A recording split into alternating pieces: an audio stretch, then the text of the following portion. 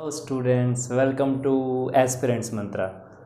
तो carbonates compound की हमने अपनी सीरीज़ स्टार्ट कर दी थी और आज देखते हैं कुछ इंपॉर्टेंट टॉपिक्स। तो चलिए डिस्कशन स्टार्ट करते हैं। सबसे पहला टॉपिक है आज का homologous series. What is homologous series? तो जैसे होमोलोगस वर्ड दिमाग में आता है, होमोलोगस का मतलब क्या होता है? यानी कि जो होमोजीनियस प्रॉपर्टी शो करता हो, यानी कि सिमिलैरिटीज़ भी हों और कुछ ऐसी प्रॉपर्टीज़ हों जिसमें उसके सिमिलर नेचर का पता लगता हो, चाहे वो स्ट्रक्चर हो या केमिकल प्रॉपर्टीज़ हो, राइट। लेकिन कई बार डिफ़र भी करते हैं सीरीज़ में। तो बेसिकली होमोलोगस सीरीज़ क्या है? A group of organic compounds having similar structures. क्योंकि देखो नाम से ही क्लियर है, होमोलोगस मतलब सिमिलर प्रॉपर्टीज़ वाले एलिमेंट्स एक साथ, यानी कि a group of organic compounds, ऐसे ऑर्गेनिक कंपाउंड्स का group which have similar structure, जिनका स्ट्रक्चर सिमिलर होता है, and similar chemical properties, chemical properties भी सिमिलर रहेंगी। लेकिन जो नेक्स्ट कंपाउंड उनमें आएगा, यानी कि जो अगला पैटर्न फॉलो होगा, वो हमेशा CH2 से वेरी करेगा, यानी कि जो डिफरेंस होगा वो CH2 ग्रुप का होगा। इसका मतलब समझाते हैं। यानी कि पूरे ऑर्गेनिक केमिस्ट्री की बात करें या फिर अगर पूरे कार्बोनेट्स कंपाउंड की बात करें, तो हमेशा जो पहला ग्रुप और दूसरा ग्रुप होता है वो CH2 से डिफ़र करता है, यानी कि एक कार्बन का एटम और दो हाइड्रोजन के एटम के डिफरेंस से होता है। कैसे होता है? फॉर एग्जांपल मीथेन का फॉर्मूला होता है CH4, राइट। यानी कि मीथेन में कहीं ना कहीं 4 हाइड्रोजन है और एक कार्बन एटम है, बिल्कुल सही। अब इथेन तो C2H6। अब देखो ध्यान से डिफरेंस निकालो, मीथेन के बाद जो अगली सीरीज आएगी मिथ इथ प्रोप ब्यूट, हमने पढ़ा था। इथ में कितने 2 कार्बन होते हैं, तो C2H6। तो देखो CH4 और C2H6 का जब आप डिफरेंस निकालोगे बच्चों, तो C2H6 माइनस CH4 करोगे तो CH2 ही तो मिलेगा। देखो 2 कार्बन के एटम में से एक कार्बन का एटम चला गया, एक कार्बन एटम बचा। फिर उसके बाद 6 हाइड्रोजन में से 4 हाइड्रोजन चले गए तो 2 ही तो बचे, है कि नहीं। तो कहीं ना कहीं होमोलोगस सीरीज वो सीरीज होती है जो कंटिन्यूस वे में चलती है किसी भी पर्टिकुलर ग्रुप की। फॉर एग्जांपल हम लोग यहाँ पे एल्केन ग्रुप की सीरीज देख रहे हैं अभी, तो एल्केन्स में CH2 से डिफर कर रहा है, ठीक है, अलग अलग ग्रुप। अब देखो अगला एग्जांपल प्रोपेन, तो इथ मिथ प्रोप यानी कि 3 कार्बन एटम्स, यानी कि C3H8। क्योंकि इसका जनरल फॉर्मूला हमको पता है क्या होता है, पिछली क्लास में पढ़ा था। बोलो क्या होता है? CnH2n+2, right. जनरल रिप्रेजेंटेशन देखा था हमने, मतलब बिना याद किए भी हम निकाल सकते हैं वो फॉर्मूला। तो अब प्रोपेन में क्या है? C3H8, यानी कि अब कार्बन के 3 एटम है और हाइड्रोजन के 8 हो रहे हैं। तो देखो C2H6 से कैसे डिफर कर रहा है, 3 कार्बन में से 2 कार्बन आप सब्ट्रैक्ट कर दो, you will get 1 carbon atom remaining, और H8 में से H6 माइनस कर दो तो 2 हाइड्रोजन बचे। तो बेसिकली कंफ्यूज नहीं होना, एग्जाम में अगर क्वेश्चन आता है तो सीधा लिखना है भाई, होमोलोगस सीरीज ऐसा सीरीज ऑफ ऑर्गेनिक कंपाउंड्स होता है जिनका स्ट्रक्चर्स लगभग सेम है बच्चों, और उसकी जो केमिकल प्रॉपर्टीज हैं वो भी सिमिलर हैं। लेकिन जब वो सीरीज में कंटिन्यूस वे में चलेंगे तो हमेशा वो CH2 ग्रुप से डिफर करेंगे, यानी कि उनके बीच में जो डिफरेंस होगा, अलग अलग ग्रुप जो है वो CH2 का पैटर्न फॉलो करेगा। यार मतलब सिंपली एक रीजनिंग है। रीजनिंग में जैसे कि अगर हम बोलते हैं कि कोई सीरीज चल रही है 2,4,6,8, तो देख रहे हो इस सब में 2 का डिफरेंस चल रहा है, तो नेक्स्ट टर्म क्या होगा? तो नेक्स्ट टर्म हो जाएगा 10, है ना। सब में 2 का डिफरेंस चल रहा है, यानी कि सब में 2 ऐड करो तो अगला नेक्स्ट नंबर मिलता जा रहा है। तो वही चीज़ तो है, CH4 में CH2 ऐड करो, इथेन मिलेगा। इथेन उसके बाद C2H6 में CH2 ग्रुप ऐड करो, प्रोपेन मिलेगा। तो कहीं ना कहीं हमने देखा कि होमोलोगस सीरीज जो है वो CH2 से डिफर करता है, यानी कि एक कार्बन का एटम और 2 हाइड्रोजन के, राइट। चलिए अब एक और एग्जांपल देखते हैं हम। अब हम देखते हैं एल्कीन ग्रुप के एग्जांपल्स। तो एल्कीन में भी सेम यही पैटर्न फॉलो होता है एस्पिरेंट्स। फॉर एग्जांपल मैंने लिया इथीन, नेक्स्ट होता है प्रोपीन, तो वही सेम मिथ इथ प्रोप, इथ के 2 कार्बन, ठीक है, और प्रोप यानी कि 3 कार्बन। तो देखिए C2H4, क्यों भाई? क्योंकि हमको पता है इसका जनरल रिप्रेजेंटेशन होता है CnH2n। तो देखो अब इसमें 2 कार्बन और 4 हाइड्रोजन की प्लेसिंग हो रखी है, राइट एस्पिरेंट्स। और प्रोपीन में कितने? C3H6। तो देखो कितने का डिफरेंस, 3 कार्बन में से 2 कार्बन एटम गए, एक कार्बन एटम बचा, और 6 हाइड्रोजन में से 4 हाइड्रोजन गए तो 2 हाइड्रोजन रिमेनिंग बचा। यानी कि यहाँ पे भी CH2 का डिफरेंस, यहाँ पे भी हमने CH2 का डिफरेंस देखा। तो होमोलोगस सीरीज से एक बात तो हमको क्लियर हो गई कि कोई भी सीरीज़ हो, चाहे एल्केन की, एल्कीन्स की, ठीक है, एल्काइंस की, तो वो जो हमेशा डिफ़र करेंगे अपने next group of organic compound में, वो डिफ़र करेंगे CH2 फंक्शन, CH2 एटम से, यानी कि एक कार्बन का एटम और 2 हाइड्रोजन के एटम से वो डिफ़र करेंगे।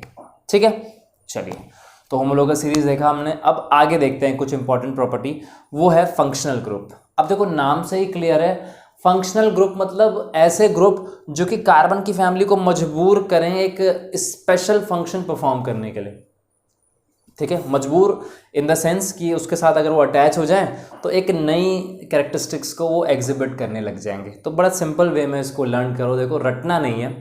फंक्शनल ग्रुप वो ग्रुप होता है जब किसी भी कार्बन कंपाउंड या कार्बन कंपाउंड की कोई भी फैमिली है, चाहे वो फिर सिंपल हाइड्रोकार्बन्स क्यों ना हो, अनसैचुरेटेड या सैचुरेटेड हाइड्रोकार्बन्स, अगर उनके साथ में वो ग्रुप अटैच हो जाए तो वो ग्रुप क्या करेगा, अपनी प्रॉपर्टीज उस पर्टिकुलर कार्बन कंपाउंड फैमिली पे इम्पोज करने की कोशिश करेगा, और उसके चक्कर में जो पूरे कंपाउंड के अंदर में कैरेक्टरिस्टिक चेंज आएगा, ऐसे प्रोसेस को फंक्शनल ग्रुप कहा जाता है।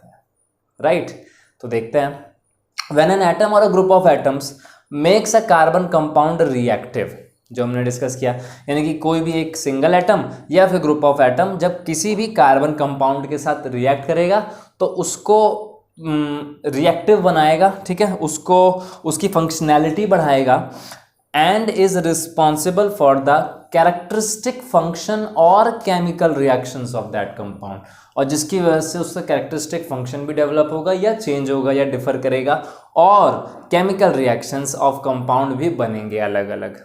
राइट, ऐसे ग्रुप को फंक्शनल ग्रुप कहा जाता है। यानी कि फंक्शनल ग्रुप बहुत पावरफुल ग्रुप्स होते हैं जो किसी भी एक कार्बन फैमिली में आप लगा दो तो उसके पूरे मायने बदल देते हैं, उस पूरी कार्बन फैमिली का या पूरे कार्बन चेन जो बन रही है आपके कंपाउंड की, ऑर्गेनिक कंपाउंड की, उसके फंक्शंस बदल देते हैं। राइट, कैरेक्टरिस्टिक्स को ऑन इनहेंस कर देते हैं, तो ऐसी प्रॉपर्टीज़ को फंक्शनल ग्रुप कहा जाता है। ठीक है, क्लियर हुआ होगा ये? चलिए देखते हैं। तो अब कुछ फंक्शनल ग्रुप जो आपके 10th स्टैंडर्ड में हैं, जो आप लोगों के लिए इंपॉर्टेंट है, आपको पढ़ने हैं, वो डिस्कस करते हैं। सबसे पहला क्लोरीन और ब्रोमीन आपको दिख रहा है, ये ऐसे एटम्स हैं जो कि आपके बेसिकली हेलोजेंस के अंदर में लाई करते हैं। ठीक है, ये हेलोजेंस होते हैं, आपको पता ही है।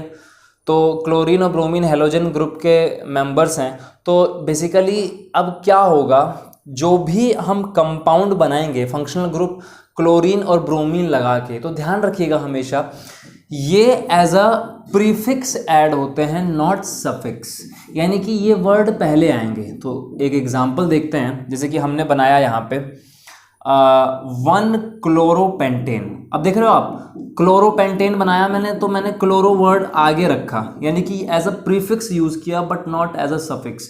तो प्रीफिक्स यूज़ किया मैंने हेलोजन ग्रुप के लिए। तो क्लोरोपेंटेन, इसका स्ट्रक्चर देखते हैं कैसा होगा। तो क्लोरोपेंटेन का स्ट्रक्चर ऐसा होगा कि देखिए नाम में क्लियर है, मिथ, इथ, प्रॉप, ब्यूट, पेंट, यानी कि 5 कार्बन आएंगे। तो 1 2 3 4 5 कार्बन की प्लेसिंग कर दी हमने। अच्छा, अब बचे हुए पोजीशंस हाइड्रोजन ऑक्यूपाई करने की कोशिश करेगा ये, तो हाइड्रोजन ने बचे हुए पोजीशंस ऑक्यूपाई कर लिए। अच्छा, लेकिन अब हेलोजन ग्रुप भी लगाना है और क्लोरीन लगाना है, तो एक पोजीशन तो क्लोरीन को भी देना पड़ेगा ना भाई, वरना क्लोरीन कहाँ फिट बैठेगा। तो हमने यहाँ पे एक पोजीशन क्लोरीन को भी दे दिया। तो जैसे ही क्लोरीन को एक पोजीशन देंगे, वहाँ का हाइड्रोजन हट जाएगा बच्चों। जी हाँ, तो हाइड्रोजन हट जाएगा और वो पोजीशन क्लोरीन ले लेगा। यानी कि जो इसका फॉर्मूला बनेगा, पहले क्या होता था भाई, पहले अगर सिंपल पेंटेन की बात करते थे तो फॉर्मूला क्या होता था, C5H12। राइट, तो अब देखो C5H11, क्योंकि एक हाइड्रोजन चला गया, किसकी वजह से चला गया, इस क्लोरीन की वजह से, क्लोरीन ने इसकी जगह ले ली। तो C5H11, अब 11 हाइड्रोजन है और एक क्लोरीन आ गया। तो ये इसका आपका केमिकल रिप्रेजेंटेशन भी हो गया। ठीक है, अगर फॉर्मूले के फॉर्म में लिखो आप, और इसका जो नाम हो गया वो हो गया 1 क्लोरोपेंटेन। इधर से काउंट कर रहे हैं हम, तो 1, ठीक है, यहाँ पे पहले कार्बन पे 1 2 3 4 5। अगर मान लो यहाँ पे होता तो इधर से काउंट करते तो 3 क्लोरोपेंटेन हो जाता, यहाँ होता तो 2 क्लोरोपेंटेन हो जाता। राइट एस्पिरेंट्स, तो बेसिकली आपको बस ये ध्यान रखना है, जो हेलोजन कंपाउंड्स होंगे यानी कि क्लोरीन, ब्रोमीन, तो ये सारे एज अ प्रीफिक्स ऐड होते हैं। क्लियर? प्रीफिक्स की तरह हम इनको ऐड करेंगे। तो चलिए पहले एग्जांपल यहाँ तक पहले आप इसका स्क्रीनशॉट लीजिए, फिर नेक्स्ट डिस्कस करते हैं।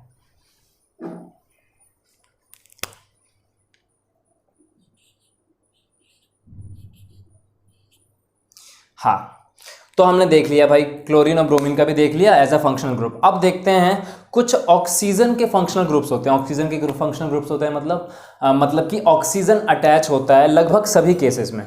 तो आइए वो देखते हैं। सबसे पहला OH। OH ग्रुप बहुत इंपॉर्टेंट है, इसके ऊपर आपके एग्जाम्स में क्वेश्चंस भी बनेंगे।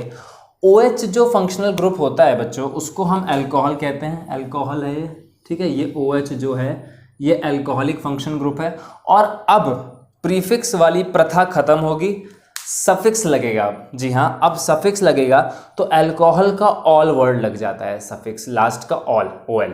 तो देखते हैं एग्जाम्पल।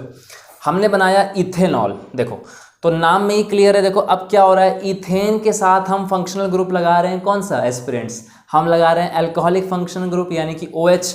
अब OH पोजीशन ऑक्यूपाई करेगा तो क्या करेगा? जी हाँ, हाइड्रोजन को हटाएगा, एक हाइड्रोजन कम करेगा, बिल्कुल कम करेगा। तो जैसे ही हमने इथेन को फंक्शनल ग्रुप OH दिया यानी कि अल्कोहलिक ग्रुप दिया, तो क्या बन गया? इथेनॉल। इसका स्ट्रक्चर देखते हैं, देखिए मिथ इथ, 2 कार्बन, 1 2 हाइड्रोजन की प्लेसिंग 1 2 3 4 5 हो गया। और बचा हुआ जो एक कार्बन का वैलेंसी थी, जो शेयरिंग ऑफ इलेक्ट्रॉन कार्बन कर रहा है, वो OH ने ऑक्यूपाई कर लिया। क्योंकि भाई फंक्शनल ग्रुप अटैच कर दिया ना हमने, तो OH हाइड्रोजन की जगह ले लेगा। यानी कि पहले ये क्या था? C2H6 था।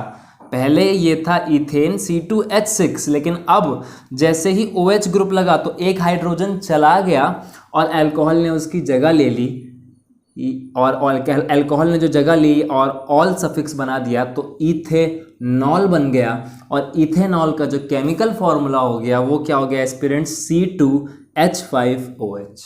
इसलिए ये H5 हो गया और OH फंक्शनल ग्रुप लग गया। देखा, बड़ा सिंपल है, बिल्कुल भी मुश्किल नहीं है। बस आपको ये फंक्शनल ग्रुप याद करना है, खाली इसका स्ट्रक्चर याद करना है बस, और कुछ भी नहीं। आप आराम से कोई भी कंपाउंड बना सकते हैं फंक्शनल ग्रुप के साथ अटैच करके। चलिए एक और एग्जांपल देखते हैं। अब अगला जो फंक्शनल ग्रुप है वो है एल्डिहाइड। तो एल्डिहाइड में बेसिकली क्या होता है, कार्बन एक अपना बॉन्ड हाइड्रोजन के साथ शेयर करेगा और डबल बॉन्ड ऑक्सीजन के साथ शेयर करेगा, ठीक है। और बाकी एक अपने कार्बन फैमिली के साथ ये अटैच करके शेयर कर सकता है। देखो तो 1 2 3 4 वैलेंसी पूरी हो रही है कि नहीं कार्बन की। डबल बॉन्ड ऑक्सीजन के साथ शेयर कर लिया एस्पिरेंट्स, एक हाइड्रोजन के साथ, और एक बचा हुआ अपनी कार्बन फैमिली के साथ वो शेयर कर सकता है। 4 की वैलेंसी पूरी कर रहा है सभी केसेस में। चलिए देखते हैं। तो एल्डिहाइड में सफिक्स जो है वो AL लग जाता है, अल, जैसे कि प्रोपेनल, ब्यूटेनल, ठीक है ना, और हेक्सेनल। तो N लास्ट का जो बेसिकली आपका सफिक्स होगा वो नल का साउंड देगा या अल का साउंड देगा, AL, ठीक है। प्रोपेनल, ठीक है, हेक्सेनल, ब्यूटेनल जो हमने अभी बताया आपको। तो इसका एग्जांपल देखते हैं हमने बनाया प्रोपेनल। अब देखो दोबारा से रिकॉल करो भाई, क्या रिकॉल करना है? मिथ इथ प्रॉप, यानी कि प्रॉप में 3 कार्बन एटम आते हैं, यानी कि 1 2 3, बिल्कुल सही, 3 कार्बन एटम है। अब प्रोपेनल बन रहा है, यानी कि कहीं ना कहीं जो कार्बन है लास्ट वाला वो डबल बॉन्ड ऑक्सीजन के साथ शेयर कर रहा है। ये रहा, बना दिया डबल बॉन्ड ऑक्सीजन के साथ, और एक हाइड्रोजन भी है इसके पास एल्डिहाइड ग्रुप में, तो ये रहा हाइड्रोजन। तो 1 2 3 4 इस कार्बन की वैलेंसी पूरी हो गई। ये पूरा का पूरा ये फंक्शनल ग्रुप लास्ट में है।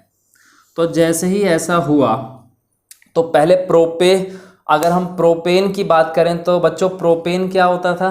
तो प्रोपेन होता था हमारा सिंपली, कितने हाइड्रोजन हो जाते थे? देखो 1 2 3 4 5 6 7 8, यानी कि C3H8। लेकिन अब जो हमने फंक्शनल ग्रुप लगा दिया एल्डिहाइड, तो उस एल्डिहाइड ने वो पोजीशन ऑक्यूपाई कर ली, वहां से हाइड्रोजन को हटाएगा, अपना फंक्शनल ग्रुप लगाएगा। तो देखो अब हाइड्रोजन कितने कम हो गए? 6 हाइड्रोजन हो गए, 1 2 3 4 5 और 6 क्यों? क्योंकि एल्डिहाइड ग्रुप में भी एक हाइड्रोजन एटम अटैच होता है, तो उसको भी हमने काउंट कर लिया। तो इसका अगर हम केमिकल फॉर्मूला लिखेंगे तो क्या हो जाएगा एस्पिरेंट्स? C3H6O, है कि नहीं? सिंपल, एल्डिहाइड ग्रुप लगा दिया। अब देखो ना, अगर आप फॉर्मूला लगाओगे भाई क्या होता है, यही तो होता था CnH2n+2 यानी कि C3H3 2 जा 6, 6+2 8 C3H8 होता था।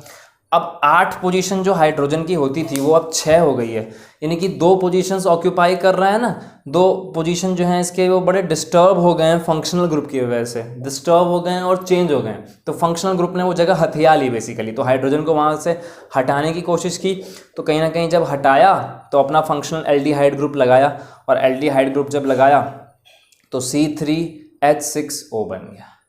तो हाइड्रोजन कहीं ना कहीं हम देखते हैं जैसे ही फंक्शनल ग्रुप अटैच करते हैं हम, कोई भी फंक्शनल ग्रुप हो किसी भी पर्टिकुलर ऑर्गेनिक कंपाउंड में, तो वो नंबर ऑफ हाइड्रोजन एटम्स जो बॉन्डिंग है कार्बन के साथ में वो डिक्रीज करता रहता है। राइट एस्पिरेंट्स, चलिए तो हमने एल्डिहाइड भी देख लिया। अब देखते हैं हम कीटोन। तो कीटोन ग्रुप जो होता है इसमें लास्ट में ओन सफिक्स लगता है, फॉर एग्जांपल प्रोपेनोन, ठीक है, उसके बाद ब्यूटेनोन, ठीक है। तो जो लास्ट में नोन सफिक्स लगे या ओन सफिक्स लगे, ठीक है, जिसको जनरली लोग हम वन भी बोल देते हैं, लेकिन प्रोपेनोन, ठीक है, ब्यूटेनन, ठीक है, ऐसे बोलते हैं।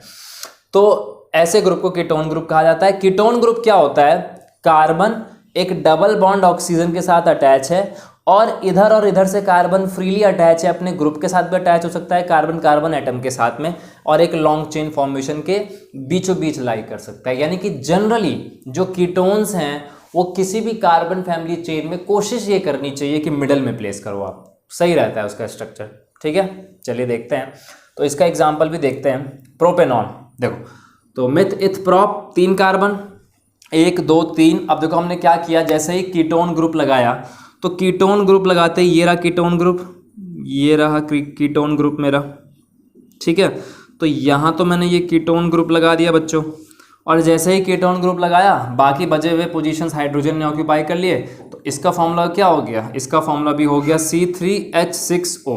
अब देखो ना 1 2 3 4 5 6, इसमें भी 6 हाइड्रोजन प्लेस अपनी ऑक्यूपाई कर रहे हैं, और ऑक्सीजन डबल बॉन्ड वाला, ठीक है। तो कहीं ना कहीं प्रोपेनॉन और प्रोपेनल का अगर हम केमिकल फॉर्मूला ऐसे लिखते हैं, स्ट्रक्चर की बात नहीं कर रहा मैं, अगर केमिकल फॉर्मूला लिखते हैं तो लगभग सेम ही है, ठीक है। अब कीटोन ग्रुप भी देख लिया। अब देखते हैं हम कार्बोक्सिलिक एसिड, यानी कि जितने भी जनरली जो एसिड बनाते हैं, ये फंक्शनल ग्रुप जो होता है ये बेसिकली रिस्पॉन्सिबल होता है एसिड्स बनाने के लिए, जैसे कि propanoic acid, methanoic acid, butanoic acid. तो ऑइक वर्ड लग जाता है इसमें, एज अ सफिक्स लास्ट में आपका ऑइक वर्ड लग जाएगा। ये फंक्शनल ग्रुप क्या होता है, कार्बन डबल बॉन्ड ऑक्सीजन से भी अटैच है और एक अल्कोहल ग्रुप से भी अटैच है OH से, यानी कि डबल बॉन्ड ऑक्सीजन भी है और OH भी है, यानी कि COOH ये फंक्शनल ग्रुप होता है। तो अब इसमें क्या होगा, इसका एग्जांपल देखते हैं। फॉर एग्जांपल ब्यूटेनोइक एसिड, तो meth eth prop but, right, again 4 carbon atom, तो 4 कार्बन एटम। अब देखो 1 2 3 4, लेकिन एक कार्बन एटम को तो फंक्शनल ग्रुप बनाना है, तो इसकी पोजीशन ऑक्यूपाई करनी पड़ेगी। देखो 2 पोजीशन हथियाली फंक्शनल ग्रुप ने, एक पोजीशन हथियाई डबल बॉन्ड ऑक्सीजन ने, और एक OH ग्रुप ने, तो ये पोजीशन तो ऑक्यूपाई हो गई। अब बेचारा 1 2 3 ये वैलेंसी यहाँ इसने पूरी कर ली 4, ये तो ऐसे पूरा फंक्शनल ग्रुप हो गया। तो यानी कि अब बचे हुए बस हाइड्रोजन आ पाएंगे कितने, तो हाइड्रोजन कितने हो गए, 1 2 3 4 5 6 7। इसीलिए इसका जो केमिकल फॉर्मूला है वो क्या बन गया, after placing the functional group C3H7COOH। तो आप स्ट्रक्चर बना के भी केमिकल फॉर्मूला निकाल सकते हो, कभी गलत नहीं होगा। मैं आप लोगों को यही सजेस्ट करूंगा, बीइंग अ स्टूडेंट, आप लोग हमेशा जब भी फंक्शनल ग्रुप अटैच करते हो तो पहले फंक्शनल ग्रुप अटैच करके उसका पूरा केमिकल फॉर्मूला लिख लो, उसका स्ट्रक्चर बना लो। जब ये बॉन्ड फॉर्मेशन वाला आप स्ट्रक्चर बना लोगे ना, तो you can easily right the formula, फिर आप केमिकल फॉर्मूला लिख सकते हो, कभी जिंदगी में गलत नहीं होगा, करके देखना। पहले केमिकल फॉर्मूला मत लिखना, पहले स्ट्रक्चर बनाना फिर केमिकल फॉर्मूला लिखना, कभी गलत नहीं होगा एस्पिरेंट्स, ठीक है। चलिए, तो बेसिकली अब देखो क्या हुआ, अगेन वही ब्यूटेनोइक एसिड मतलब क्या होता था भाई, ब्यूटेनोइक एसिड मतलब, अब देखो कार्बन भी यहाँ पे C3 लिखा है भाई, 4 लिखना चाहिए था, तो 4 इसलिए नहीं लिखा क्योंकि ये पूरा का पूरा कार्बोक्सिलिक ग्रुप था, तो इसको अलग ही कर दिया। तो C3H7, और देखो कहीं ना कहीं 4 कार्बन है, तो अब इसको अगर C4 भी लिख देते तो यहाँ से ये C हट जाता, OOH बन जाता। लेकिन हमने क्या किया, पूरा COOH ग्रुप अलग दिखाया, इसलिए ये कार्बन यहाँ लिख दिया इसके साथ ना लिखने के बजाय, तो इसलिए ये C3 हो गया। ध्यान रखना, इसलिए ये C3 हो गया। ये है C4, 4 कार्बन एटम होते हैं ब्यूटेन में, लेकिन हमने क्या किया, COH फंक्शनल ग्रुप दिखाने के लिए कार्बन यहाँ लिख दिया। ऐसे भी रिप्रेजेंट कर सकते हैं, बिल्कुल सही है। ठीक है, तो ये थे फंक्शनल ग्रुप्स जो आज हमने सारे डिस्कस किए। तो देखा आपने, कोई भी स्ट्रक्चर बनाना हो तो सबसे पहले उसमें उसका नाम याद रखिए, ठीक है, कितने कार्बन एटम्स होते हैं वो याद रखिए।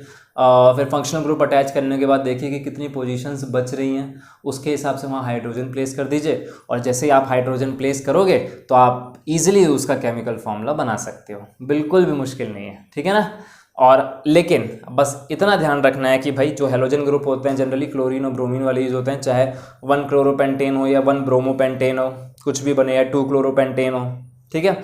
और OH मतलब अल्कोहलिक ग्रुप, जिसका सफिक्स क्या लग जाता है, इसका सफिक्स ग्रुप लग जाता है हमारा ऑल। ठीक है, लास्ट में, जैसे कि प्रोपेनॉल, ब्यूटेनॉल, ये अल्कोहल्स बनाते हैं। उसके बाद हमने देखा एल्डिहाइड, तो एल्डिहाइड में क्या है कि भैया कार्बन की एक पोजीशन हाइड्रोजन ने हथिया ली और एक डबल बॉन्ड की पोजीशन ऑक्सीजन ने हथिया ली, तो हमने उसका भी एग्जांपल देखा, प्रोपेनल एल्डिहाइड ग्रुप है। तो बेसिकली एक ये वाली पोजीशन 2 ऑक्यूपाई कर ली, एक ये, और फिर एक इसने शेयर कर ली लॉन्ग चेन के साथ में कार्बन ने, राइट। तो कहीं ना कहीं इसका फॉर्मूला भी देखा हमने कैसे निकाला, आफ्टर प्लेसिंग द हाइड्रोजन्स। फिर हमने देखा भाई कीटोन ग्रुप, तो कीटोन ग्रुप में जनरली कोशिश करते हैं कीटोन फंक्शनल ग्रुप को एकदम मिडल में प्लेस करें। ऐसा नहीं है, स्टार्टिंग और एंड में भी प्लेस कर सकते हैं, लेकिन मिडल में प्लेस करना चाहिए, ठीक रहता है ये, क्योंकि मिडल में प्लेस करने का फ़ायदा क्या है कि जैसे ये जो सिंगल बॉन्ड है कार्बन के, ये कैटिनेशन फॉर्म कर लेंगे कार्बन फैमिली के साथ, लिंकेज प्रॉपर्टी, और डबल बॉन्ड तो ऑक्सीजन है ही, तो बस ये फ़ायदा रहता है, ऐसा कुछ नहीं है। और कीटोन ग्रुप के बाद हमने देखा कि इसका जो सफिक्स होता है वो क्या होता है, इसका प्रोपेनॉन, तो ऑन वर्ड लग जाता है लास्ट में, ठीक है ना, ब्यूटेनॉन। ठीक है। फिर हमने देखा अपना कार्बोक्सिलिक एसिड, यानी कि जितने भी एसिड होते हैं, जैसे कि आपका मिथेनोइक एसिड है ना, आपका प्रोपेनोइक एसिड, ब्यूटेनोइक एसिड, तो इसका फंक्शनल ग्रुप देखा हमने क्या होता है, C। ठीक है, डबल बॉन्ड O और एक सिंगल बॉन्ड OH, यानी कि ऑक्सीजन का डबल बॉन्ड भी इससे अटैच है, एक OH यानी कि अल्कोहलिक ग्रुप भी अटैच है, और एक कार्बन की स्पेस खाली है कैटिनेशन के साथ में लिंकेज प्रॉपर्टी बनाने की, यानी कि इसको हम बोलते हैं लास्ट वाले ग्रुप को, कार्बोक्सिलिक एसिड को, COOH, राइट एस्पिरेंट्स। तो इसका भी हमने एग्जांपल देखा कि कैसे इसने पोजीशन हथिया ली भाई, तो उस वजह से C3H7 COOH फॉर्मूला बना। तो बेसिकली आप जितना प्रैक्टिस करोगे फंक्शनल ग्रुप को, आप इजीली क्वेश्चंस कर पाओगे, लेकिन बस एक ही चीज़ ध्यान रखनी है आपको दिमाग में, खाली इसके सफिक्स, एक केस में प्रीफिक्स लगता है, बाकी में सफिक्स, इसके सारे नाम आपको फंक्शनल ग्रुप के याद रखने हैं एस्पिरेंट्स, और बस you can easily draw the structure, and after drawing the structure you can easily write their chemical formulas। ठीक है, चलिए, तो I hope carbon and compound की आज की क्लास भी आपको समझ आई होगी। Thanks for joining aspirants Mantra.